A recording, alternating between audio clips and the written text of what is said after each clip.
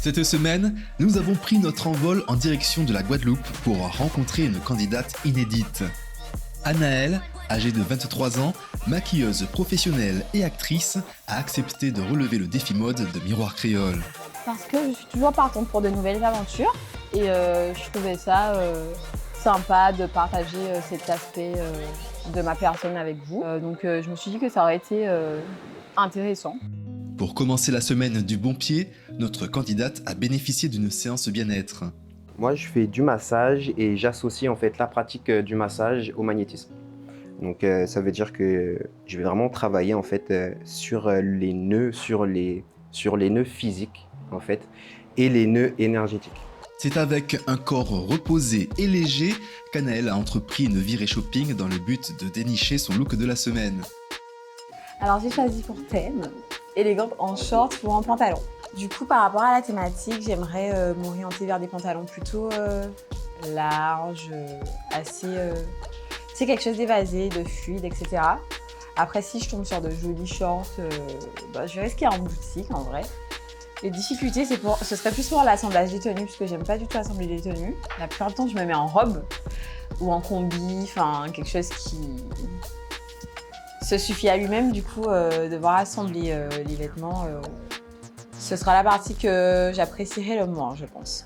Durant les essayages, la jeune femme a longuement hésité entre 5 tenues.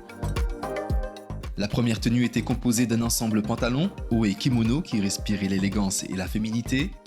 Le petit pantalon, il est super classe et le petit kimono, ça rajoute une petite touche en plus que j'aime bien.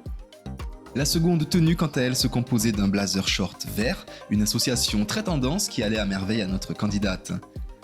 Le côté un peu oversize, décolleté en V, je trouve ça trop classe. Avec le short, la veste, j'aime beaucoup l'effet que ça donne.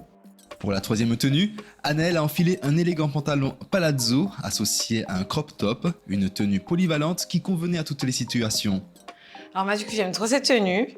Je la trouve super classe. Je me vois bien sortir un petit dimanche en brunch avec cette tenue-là.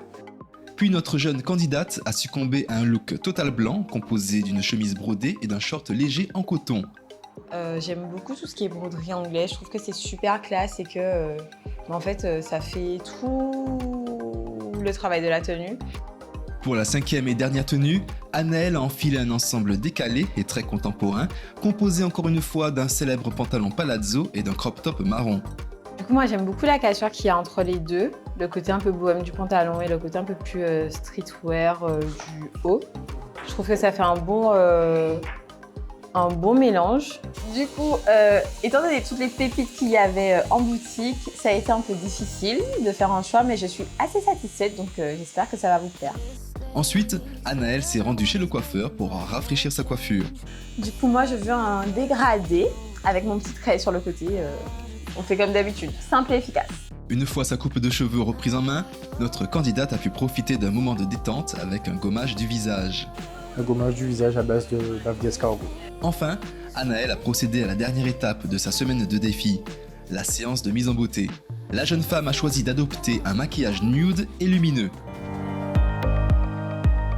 Anaëlle a choisi de participer à l'émission pour se lancer à un nouveau défi, car elle n'a pas peur de l'aventure. Parce que je suis toujours partante pour de nouvelles aventures et je trouvais ça sympa de partager cet aspect de ma personne avec vous. Donc je me suis dit que ça aurait été intéressant. Quel look notre candidate a-t-elle choisi pour créer un style élégant avec un short ou un pantalon? Réponse immédiatement.